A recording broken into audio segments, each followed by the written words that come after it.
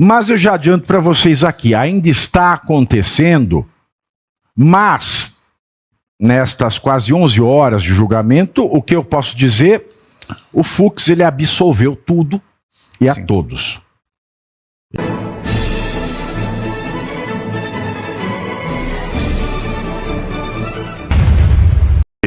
Mas a gente tem que admitir que as pessoas são passíveis de mudar de opinião. Então, que bom que ele mudou de opinião sobre o caso, Pavinato. E não é que mudou. Ele, a certa altura do julgamento, e eu digo aqui, eu estou acompanhando desde o momento zero, né? Eu cheguei aqui no estúdio com um fone de ouvido, porque ainda está acontecendo. Mas eu já adianto para vocês aqui, ainda está acontecendo, mas nestas quase 11 horas de julgamento, o que eu posso dizer, o Fux ele absolveu tudo e a todos. Ele diz que a PGR, a Procuradoria-Geral da República, não tem razão de nada, nada. Eu vi um comentário, Pavinato, de uma emissora, eu não vou falar o nome da emissora. Fala aí. Da CNN. Eu estava acompanhando durante um período da tarde pela CNN, mudei várias vezes de canal para ver a opinião de vários jornalistas, e a determinada altura eles tentavam se convencer já na questão de que não vai ser suficiente para termos embargos infringentes. Agora, o que as pessoas, esses comentaristas... Vamos explicar para o pessoal que é embargo infringente, porque isso é importante. Quando uma pessoa é julgada no STF, ainda mais quando o STF é a única instância que essa pessoa pode ser julgada, quando um dos ministros que julgam diverge dos demais, cabe um recurso chamado embargos infringentes. Por que a divergência dele, que apresentou estes argumentos, não reflete no voto dos demais? Aí começou a seguinte discussão no Brasil. Mas embargos infringentes a gente não sabe se tem que ter um ou dois votos divergentes.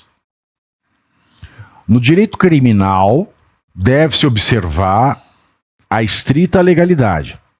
Se há o recurso a embargos infringentes, se a lei não diz que é uma divergente ou duas divergentes, se ela fala só em divergência, uma basta. Mas já se começou este joguinho na mídia, né, para falar, ele vai ser o único, se é que for. E se fala muito de precedentes, né, Pavinato? Você é especialista, várias vezes você já defendeu isso publicamente, dizendo, olha, o Brasil não se pauta por precedentes. Até, inclusive, outro comentário que eu vi, até me deixou um tanto satisfeito, foi de que o voto do Fux tem muito mais jurisprudência do que a denúncia da PGR e o voto do relator. Ora, mas isso é para surpresa de zero pessoas, né? Não é muito mais. O Fux, por isso que eu tô sendo irônico. O Fux, Caivano, ele tá matando a cobra e mostrando o pau a toda hora. Sim. Eu acho até que ele vai ser denunciado por atentado ao pudor. Porque eu nunca vi alguém mostrar tanto pau quanto o Fux nesse voto. Eu juro. Você olha, eu vi. Quando... Eu estou falando aqui com a tranquilidade de quem leu a denúncia da PGR, você estava comigo na Oeste, quando eu fiz a análise do texto integral da denúncia. Era uma denúncia divorciada das provas e também que não apresentava fundamento na doutrina, ou seja, o que juristas de verdade, e não juristas que vivem de juros, falam sobre determinado tema porque emprestam a sua vida para estudar determinado tema. Então ela não tem base na jurisprudência e não tem base na doutrina e também não tem base legal. Exato. O voto do Alexandre de Moraes ontem, quando ele mostrou o organograma, sabe o que eu lembrei, Caivano? PowerPoint. O PowerPoint do Deltan Dallagnol. Eu também. E eu fui crítico da Lava Jato, era chamado de comunista, etc e tal. Lembro-me disso. Bom, O voto do Moraes também não prima pela jurisprudência, nem poderia, porque se primasse pela jurisprudência, ele ia se desdizer. E da mesma maneira a doutrina. O voto do Dino nem se fala. O voto do Dino, ele ultrapassou as barreiras do que pode ser admitido como uma decisão judicial. Agora, o Fux, ele não deu uma opinião sequer que não fosse balizada por mais de um texto de doutrina e mais de um texto de jurisprudência.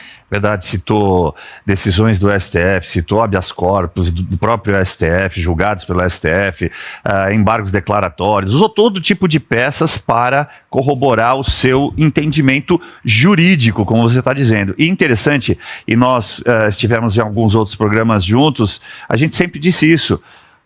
Alexandre de Moraes, como relator, não seguiu uma lei, ele atropelou todas as legislações, atropelou o ordenamento jurídico brasileiro de fio a pavio e agora está ficando claro, escancarado, que ele não tinha capacitação técnica para estar onde está.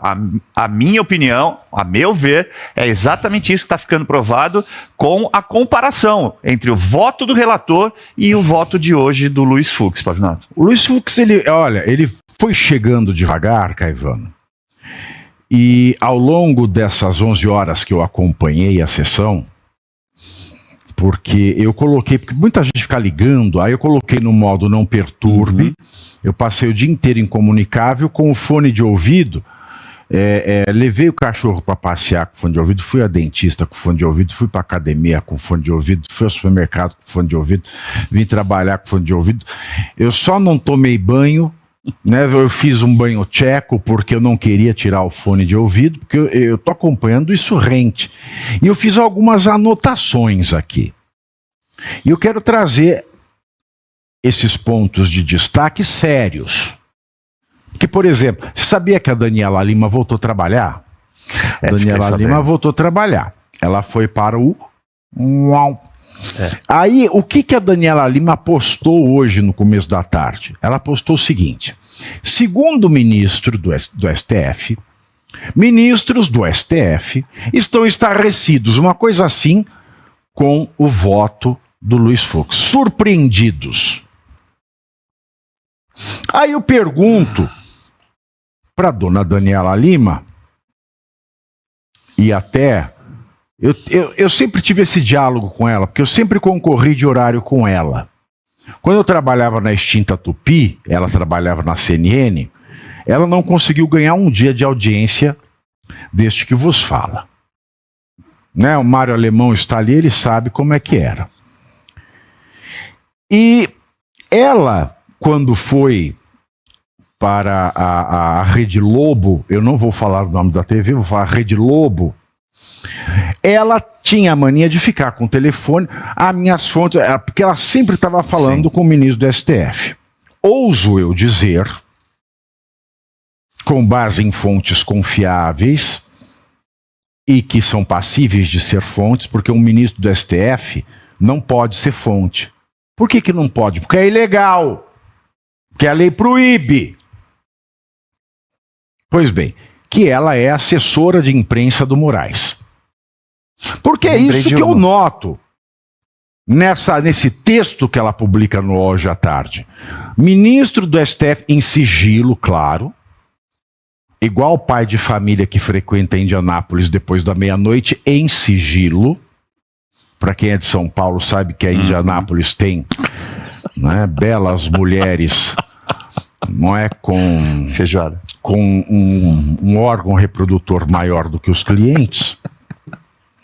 Então, assim, em sigilo, ele falou que ele falou em nome dos ministros todas da corte, né? Estão surpreendidos. O que Fux está fazendo? Fux está aplicando a lei, meu Deus! Fux está usando a jurisprudência, meu Deus! Fux... Aí eu fico perguntando o seguinte: isso sim é um papel antidemocrático, porque ser leve traz, ser assessora de imprensa de ministro é uma coisa ridícula. Primeiro porque a lei orgânica da magistratura nacional, e nós mostramos aqui ontem, não pode dar entrevista, Não pode. Não é que não pode porque, pelo conjunto da obra do direito brasileiro, o juiz não pode falar dos casos que ele está julgando ou pode vir a julgar. Não pode, porque a lei diz que é proibido, é proibido, é proibido, é proibido, é proibido, é proibido, proibido, proibido, proibido, proibido. A lei fala, é proibido. É proibido. Deu para entender que é proibido? Eu entendi sem dar. Deu para entender que é proibido. É proibido. Então, se um jornalista, que o jornalista tem o sigilo de fonte, pelo menos no Brasil hoje, pelo menos se essa informação é contra o Bolsonaro. Perfeito. Porque se é contra ministro do STF, o governo atual, aí não tem mais sigilo. Não tem. E eu digo isso desde que eu trabalhava na extinta Tupi. Não tem. E provo, se alguém me quiser provocar em juízo, provo. Não tem. Sigilo de fonte é só se é contra o Bolsonaro. Mas a fonte, que é o cidadão brasileiro, pode ser ele político, pode ser ele empresário, advogado, mendigo. Ele dá informação e goza do direito do sigilo da fonte. Assim como o jornalista goza dessa garantia que é não ser obrigado a dar a fonte. E muito me espanta achar que Alexandre de Moraes respeita alguma coisa do jornalismo depois de ter exigido a cabeça do fotógrafo que flagrou o ato dele mostrar este dedo que eu não vou voltar já aqui para vocês, lá no estádio do Corinthians. Agora, o juiz não pode ser fonte de caso judicial que ele está julgando ou que ele pode vir a julgar. Por quê? Porque a lei diz que é proibido. Eu acho que isso é bastante o suficiente para o jornalista. Até porque as normas de introdução ao direito brasileiro dizem o seguinte: ninguém se escusa de cumprir a lei alegando que não a conhece. Ninguém pode falar, ai, me desculpa, eu estou agindo na legalidade porque eu não conheço a lei. Não pode. Artigo 3º da Lei de Introdução. Artigo 3º da Lei de Introdução. Antes era a Lei de Introdução ao Código Civil, agora é a Lei de Introdução às normas do direito brasileiro. Então o jornalista, ele sabe que ele é cúmplice de uma atividade proibida pela lei. E o que é proibido pela lei é o quê? Ilegal. Sim.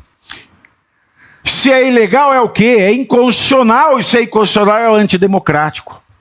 Então tem algo interessante nessa pessoa que você está falando, né, a Daniela Lima. Você se lembra, virou meme isso, inclusive, ela ao vivo trocando mensagem com um determinado ministro, e aí ela dá uma gargalhada, né, não tem nenhum tom irônico, eu diria até sadicamente, e diz, olha que engraçado, ele está me dizendo aqui, está tudo sob controle, só não sabemos de quem. Agora tudo faz sentido. Quem está no controle é Luiz Fux. Pois é. Agora você veja aqui, né? Eu gosto muito do argumento da torcida organizada.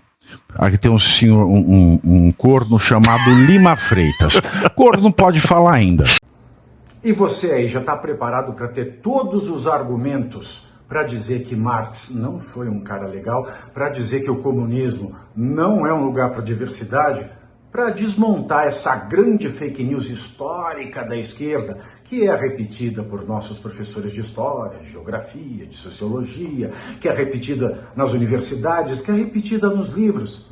Está preparado para dizer por que Marx não era um cara legal e por que todo marxista raiz também não é, e por que o comunismo é terrível?